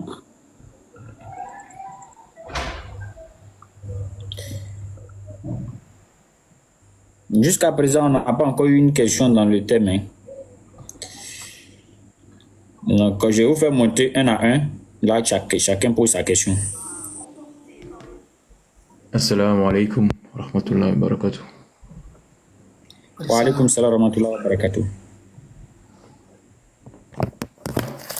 Bonsoir Oustaz. Bonsoir Aston. Bonsoir, Jean. Oui, bonsoir, grand. J'avais pas compris qu'on devait poser une question par rapport au thème. Je voulais savoir c'était quoi le thème vu que je suis monté il y a pas si longtemps. Bon, là, maintenant, tu n'as pas la chance. Hein. Le thème, c'est la connaissance stylistique du Coran. Mais si tu n'as pas été là, Il ne sait pas comment est-ce que tu pourras poser une question. Donc peut-être tu vas profiter pour saluer ceux qui sont dans le panel et un salam alaikum, ils pensent bien. Il n'y a pas de souci, il n'y a pas de souci. J'ai suivi un peu le Oustaz Aziz quand il parlait, hein. Mais je suis resté à peu près une demi-heure depuis que je suis monté. C'est pour ça.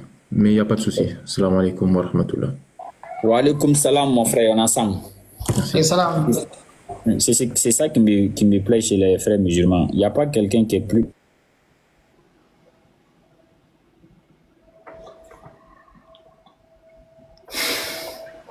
compréhensif que les frères musulmans. Si c'est un frère chrétien depuis longtemps, non, mais je n'ai pas compris, mais je vais poser des questions. Il faut que je pose pour moi aussi. Donc, si tu n'as pas demandé à monter, tu ne peux pas monter.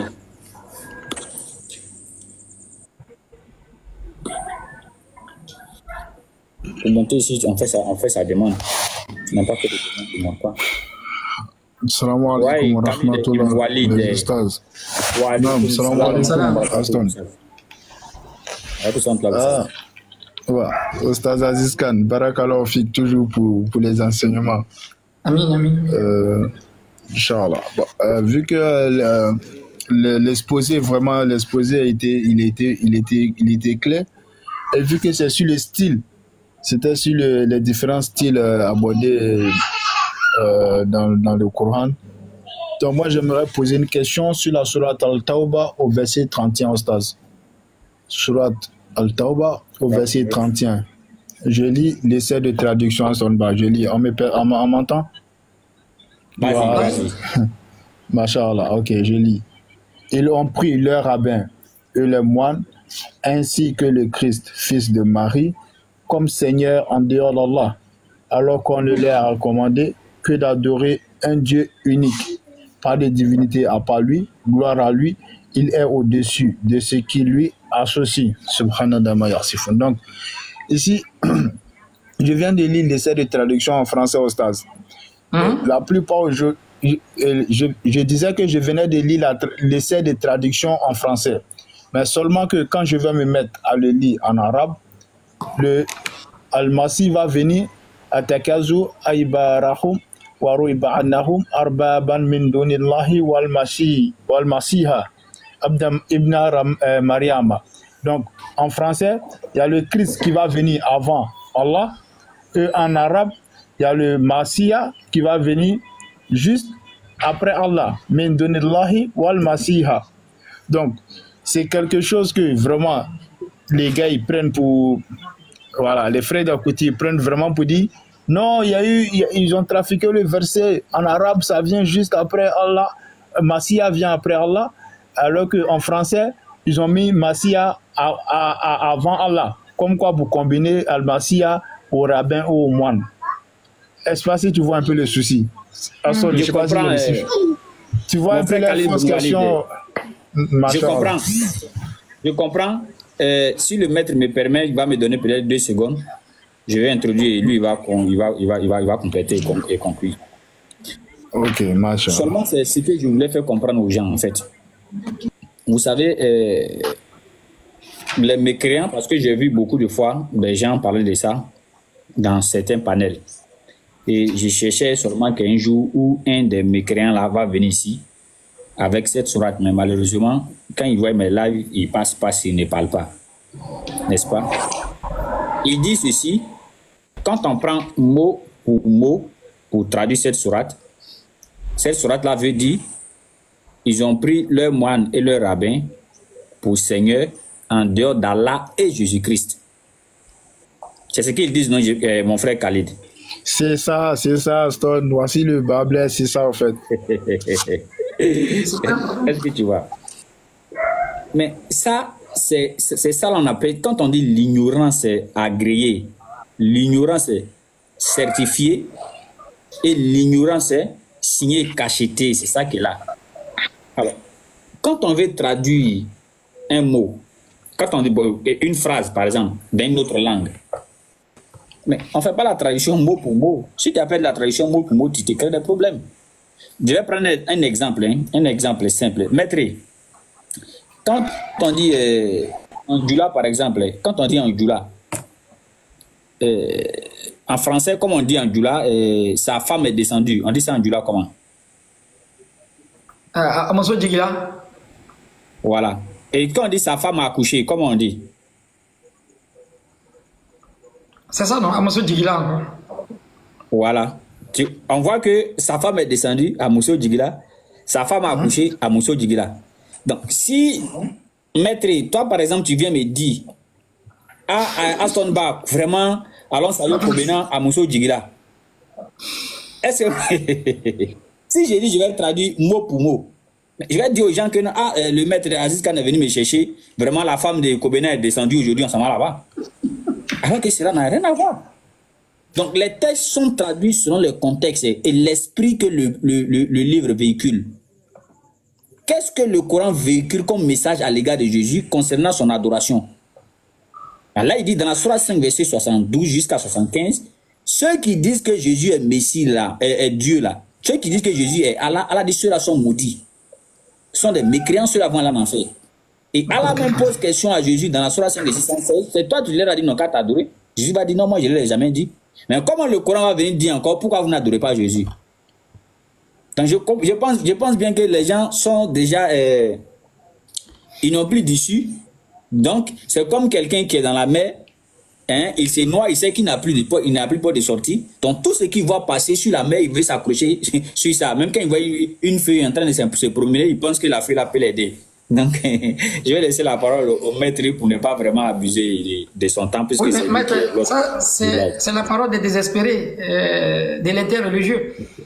Parce que confondre le plafond avec le fond du plat, même dans la Bible, si tu n'arrives pas à faire l'amalgame, tu fais l'amalgame entre Dieu et puis Jésus, c'est pas le Coran, tu vas comprendre. Si on te dit que Luc 18, bon maître, que dois-je faire pour hériter la vie éternelle? Jésus dit, il n'y a pas de bon que Dieu seul. Tu dis, non, malgré ça, Jésus est Dieu. Mais comment tu vas comprendre le Coran? Parce que oui, il faut une intelligence, il faut une intelligence pour comprendre le Coran. Et ça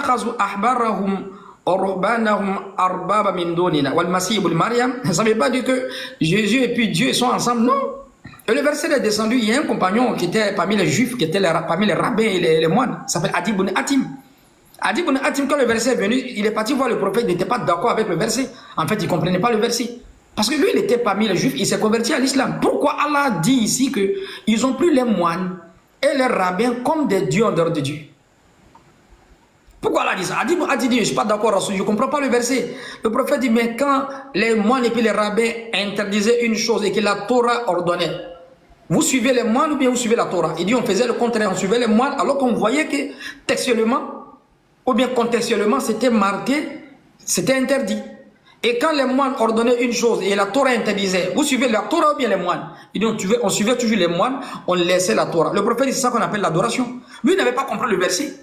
Si vraiment les chrétiens aujourd'hui, avec les balbutiements, disaient ça, on devait comprendre que le prophète pouvait dire, Adi ibn Hatim. Non, les musulmans doivent comprendre que Jésus était Dieu. Allah. Non, le prophète n'a pas dit ça.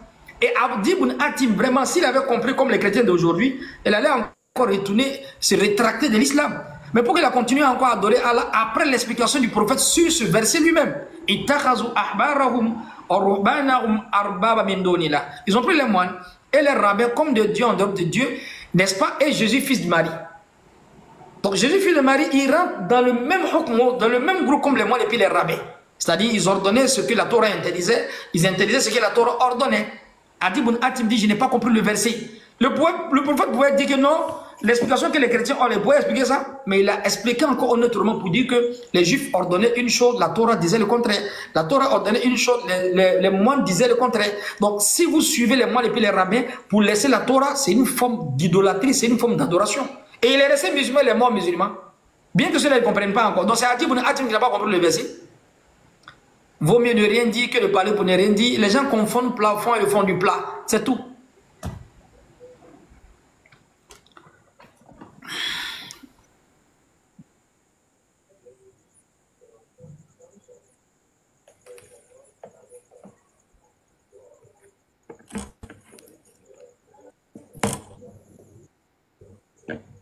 Truc là, quand tu montes, tu veux les expliquer. Dès qu'ils savent que tu peux les reprendre, toi on te bloque ou on te fait descendre. Et en même temps, avant ça, ils induisent beaucoup de frères musulmans qui vont parfois sur les panels de sabbat pour chercher quoi en Europe. Donc j'ai fait exprès pour que l'enseignement sorte de la bouche de quelqu'un qu'on respecte beaucoup, qu'on aime beaucoup, Inch'Allah. Vraiment, barakallahu fika sonba, du courage toujours au stade. Vraiment, qu'Allah vous et nous donne longue vie et qui nous donne un peu de vos connaissances, Inch'Allah. On a toujours les bics et les feux en prendre note, Inch'Allah. Allah nous agrée tous. Salam. Amen. Assalamu alaikum wa rahmatullah. Salam. Wa alaikum salam wa rahmatullah, mon frère Khalid. Vraiment, merci beaucoup. De rien, ça. Maître, c'est la première question, non, depuis? Oui, bon, je ne sais pas. S'ils sont pas, il n'y a pas de questions, je pense que on peut arrêter s'il n'y a pas de questions. C'est la première question. Oui, les frères sont en bas. Je vais faire monter.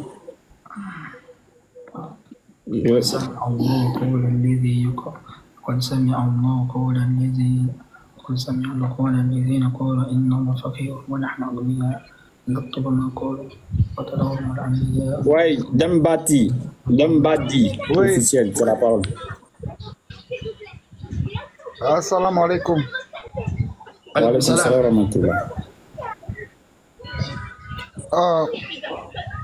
Bon, moi, je n'ai pas de questions. Moi, je vais juste vous dire merci pour ce que vous faites, pour l'éclaircissement que vous apportez par rapport à notre religion. Vraiment, qu'Allah vous récompense. Et vraiment, je suis vraiment content parce que souvent, quand on rentre dans les panels des chrétiens, là, vraiment, ils nous font des choses qui nous font vraiment mal. Et puis ces derniers temps-là, on entend des choses de la part de vraiment qui sont pas jolies à entendre, vraiment. Wallahi. Mais là, nous sommes encore rassurés. Moi, en tout cas, je suis encore rassuré de notre religion. Wallahi. Merci beaucoup. Qu'Allah vous récompense. Amin. C'était juste ça. Pas de questions.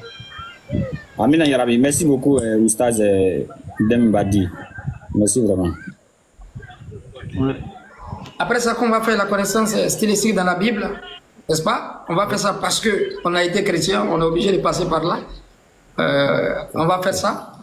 Et on va faire comprendre aux chrétiens qu'en fait, ils ont fait chasser croiser avec les versets de la Torah et de l'Évangile. Monsieur Fadil, bonne arrivée parmi nous. Ok, salam alaikum, ya Oustaz. Wa alaikum salam wa rahmatullah wa barakatuh, Oustaz. Qu'Allah vous récompense pour le travail qui vous accorde le paradis, Inch'Allah.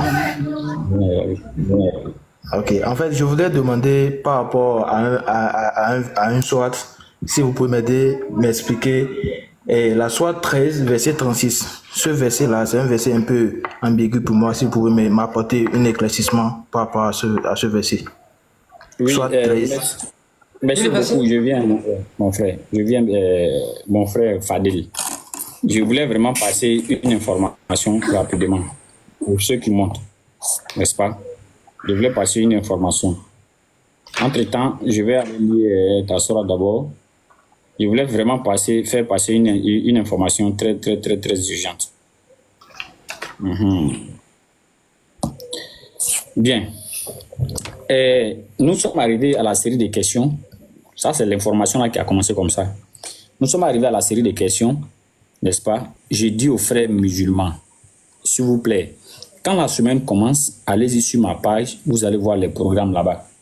Et de grâce, faites l'effort de suivre un oustaz qui vient donner des cours ici. Et suivez comment les choses se passent avec ces oustazs-là. Suivez, n'est-ce pas? Parce que la seule chose que je pourrais jamais accepter, c'est de faire appel à un oustaz, échanger avec un oustaz durant toute la semaine, disons, pour lui prendre un peu de son temps, au moins 2 heures de temps comme ça. Il va venir maintenant sur mon panel donner des enseignements, près de 1 heure, 2 heures de temps. Et maintenant, quand la série de questions va arriver, chacun va aller prendre les trucs qu'il ne comprend pas, venir lui demander non. Moi, posez-lui des questions sur l'enseignement qu'il a donné. S'il n'y a pas de questions dessus, il n'y a pas de problème, tu attends à ton tour. C'est ce qu'on a fait. Et aujourd'hui, lorsqu'on passe dans les panels des chrétiens, ils nous humilient chaque jour. Ils mettent la honte sur nous matin, midi, soir. Parce qu'on n'est pas structuré dans nos connaissances. Dans l'apprentissage, on n'est pas structuré. On touche à partout, on touche à tout, pour finir, on ne connaît plus rien. N'est-ce pas? Alors que si on reste bien structuré, moi, quand j'ai commencé l'interreligieux nouvellement, j'ai commencé d'abord sur la divinité de Jésus-Christ. Partout où on parle des sauveurs de l'humanité, tout cela, ça, c'est pas mon... Je ne calculais même pas ça même. Quand j'ai fini la divinité de Jésus-Christ, je suis venu sur sauveur de l'humanité. Partout où on parlait de divinité de Jésus, ce n'était pas mon problème. Quand j'ai fini sur sauveur de l'humanité, je suis venu dans la connaissance même du Coran. Partout où on me parlait des versets bibliques, ce n'était plus mon problème. Quand j'ai fini ça, je suis venu dans la connaissance et la compréhension de la Bible. Partout où on me parlait des versets coraniques, non, je ne calculais pas ça. Juste quand j'ai fini de faire comme ça, n'est-ce pas? Et par la grâce d'Allah, lorsque je viens prêcher, si quelqu'un touche un verset qui parle de sauveur de l'humanité, je peux lui répondre. Quelqu'un touche un verset qui parle de divinité, je peux lui répondre. Quelqu'un touche un verset coranique, je peux lui répondre. Mais si j'avais prié tous ensemble comme ça, ils vont venir me donner un verset ici, là, je ne sais pas de quoi il s'agit. Donc, de grâce, n'est-ce pas, n'embrouillons pas les oustas quand ils viennent ici. Lorsqu'on a une question qui va dans le sens du cours qu'il a donné, on pose des questions sur ça. Ou dans le cas contraire, on garde nos versets. Le jour que ça va tomber, si on a eu la chance que c'est tombé dessus, il n'y a pas de problème. Et au cours de la semaine, vous allez voir que Oussas, peut-être, il fait ses lives, ou bien il y a d'autres Oussas qui font leurs lives. Arrivez là-bas, vraiment, vous pouvez leur poser des questions. Mais chez moi ici, on est structuré, organisé, méthodique dans la connaissance.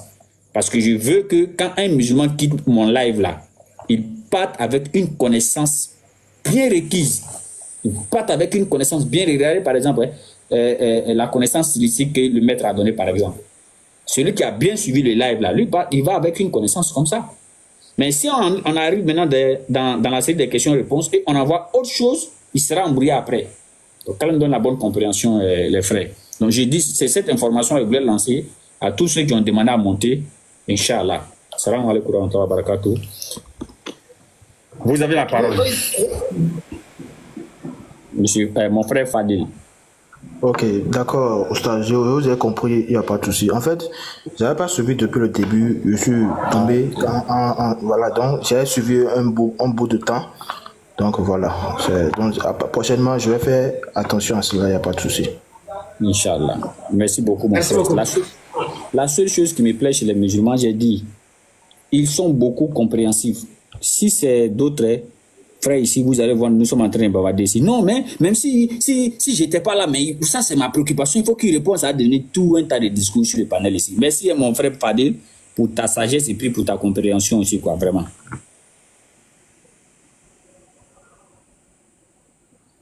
Je vous en prie, il n'y a pas de souci.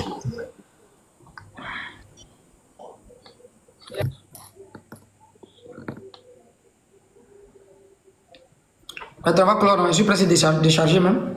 Ouais, on prend une dernière personne ou bien vous allez faire la conclusion. Oui, je suis pressé de décharger, il ne faut pas que ça se coupe, quoi. Donc faites la conclusion alors, faites la conclusion. Donc,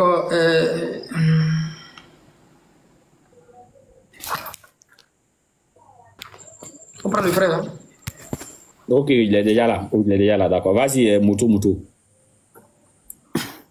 Salam alaikum wa rahmatullahi wa barakatuh.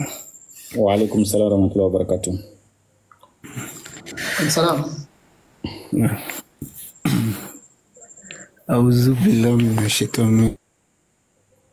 Excusez-moi les oustas. En fait, c'est une question depuis longtemps. Je ne sais pas si ça va épouser le sujet, mais c'est dans la sourate. Parlons de l'histoire des jeunes de la caverne. Ici, c'est le verset 19 où on dit que non. Excusez, je vais lire le verset. Nous les avons ensuite réveillés. Oussaz Moutou, faut paraphraser quoi, comme le téléphone de Oussaz est déchargé. Si tu n'as pas paraphrasé, tu vas rester dans ça, son téléphone va s'éteindre. Wow. Il va directement dans ce que tu veux. Excusez, d'accord. C'est compris. On dit, l'un d'entre eux dit, voici l'argent. Voici. Ouais, je vois le verset. Envoyez plutôt, ouais, excusez. Voilà. Envoyez plutôt l'un de vous à la ville avec l'argent que voici.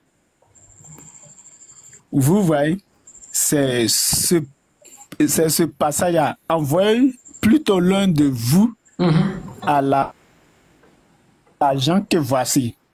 Vu le temps que les gens de la caverne ont fait et qu'on dit voici l'argent. En fait, la petite phrase là, ça me travaille beaucoup. Vu le temps qu'ils ont fait et qu'on dit voici l'argent. Pourquoi dire ainsi sur le mot voici l'argent? Ça me travaille beaucoup. Ok. Oui, je vais répondre un peu vite. Ça me fait beaucoup réfléchir. J'ai bien compris, j'ai bien compris. Moto, ce qu'on va faire, ta question Oussaz. avec la conclusion, Oussaz va s'occuper de ça. Il va s'occuper des deux. Inch'Allah. Maintenant, je vais te faire descendre. Mais quand Oussaz va finir, tous ceux qui ont demandé à monter, là, vous allez monter sans problème. Donc, Oussaz, bismillah. Inch'Allah. Moi, ça. Le gars, il est très intéressant. Lui, il ne comprend pas pourquoi il y a l'argent dans la grotte là-bas. En fait, les gens de la caverne, on parlait ça vendredi prochain, il y a encore la connaissance stylistique là-bas aussi. Le verset dit il y a un parmi eux au fait qui avait une pièce de monnaie depuis ils sont partis. Parce qu'ils ont dormi 309 ans. La ville où ils étaient là, il y avait une pièce de monnaie. C'est comme si on est le franc CFA. On va d'un endroit, on a quitté le pays parce qu'il y a des idolâtres. Bon, on va se coucher d'un endroit, on fait 309 ans. À son balcon, on va se réveiller là, c'est la même pièce qu'avec nous. Mais alors que la monnaie a déjà changé là-bas, ça fait déjà 300 ans. Donc ils avaient une vieille pièce qui était avec eux et ils croyaient que cette pièce-là encore était d'actualité. Donc comme ils avaient l'argent dans leur poche, ils croyaient que c'était un jour ils ont vécu. Alors ils disent ils ont fait 300. Wasda de Tis'a, on avait expliqué la dernière fois que 300 et puis 9 ans, c'est Dieu a donné les deux calendriers solaire et lunaire. Parce que la différenciation entre le calendrier lunaire et solaire, c'est 11 jours. Donc 300, c'est le calendrier solaire. 309, le calendrier lunaire. Le calcul, c'est simple. Tu fais 300 multiplié par 11, ça fait 3300. Et les 3300 divisé par 365, ça fait 309.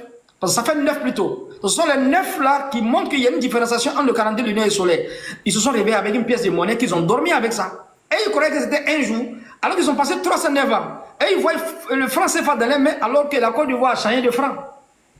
Donc ils envoient un parmi eux pour aller payer la nourriture. Donc il y avait une pièce de monnaie avec ça qu'ils ont dormi. Et si tu dors avec l'argent, tu te réveilles avec l'argent. Mais eux, ils croient que c'est un seul jour. Alors qu'ils ont fait 309 ans. Donc comme ils avaient faim, quand quelqu'un se ressuscite, mais quelqu'un qui réveille, la première des choses qu'il demande, c'est la nourriture. Donc en même temps, il y a un qui a envoyé l'autre pour aller chercher la nourriture. Et quand il est arrivé là-bas, il a trouvé que la ville avait déjà changé. Il y a un prophète qui était déjà arrivé. Les gens sont convertis. Mais la pièce de monnaie a passé dans tout le marché. On fait ça vendredi prochain. La pièce de monnaie, l'autre a regardé, il dit ça c'est une vieille pièce. Parce que le dessin qui était dessus, ça montre qu'il y a longtemps. C'est comme si ton papa il te donne en fait, depuis 1950, il te donne la monnaie de Côte d'Ivoire. N'est-ce pas? Mais ce n'était pas le franc CFA. Quand tu vas voir toi-même, tu es curieux. Donc ils se sont donné. L'argent s'est promené dans tout le marché. C'est là ils ont su que, ils avaient parlé d'un de leurs frères. Ils étaient partis d'un endroit. On a dit, tu as eu l'argent là où? On dit, non, on est quitté d'un endroit, on a dormi d'un endroit, on a fui le village. On est arrivé, ça fait un jour. On dit, non, il y a des gens qui sont partis il y a longtemps, ça fait 309 ans. Donc de bouche à oreille, ils sont arrivés jusqu'à le policier et le commissaire, le chef du village, ils ont su qu'en réalité, ce sont les personnes qui étaient parties et tout le village était au courant, mais on n'avait pas les traces. Donc avec la pièce, ils ont reconnu que c'était les parents qui ont fui. Les contemporains sont déjà morts. Ils sont venus trouver les descendants encore en train de vivre. Donc cette pièce-là, c'était la pièce qu'ils ont trouvée en train de dormir.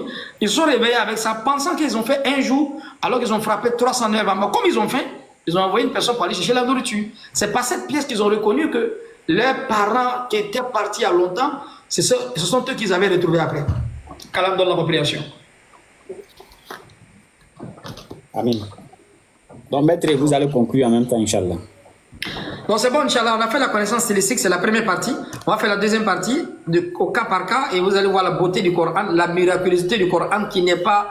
on a même pas parlé des panneaux et les refrains, tout ça, ça c'est dans le Coran. Le Coran utilise des thèmes, des terminologies, c'est nos comètes. Et après, on va revenir dans la compréhension balbutiante de nos frères, les chrétiens, sur la connaissance stylistique de la Bible. Vous allez voir, ils ont fait du cocktail où ils ont ménagé le plafond et le fond du plat. Donc, je vous réserve ça le vendredi prochain, Inch'Allah, et vendredi sur prochain. Allez, facilite. Amina Yarabi, Amina Yarabi.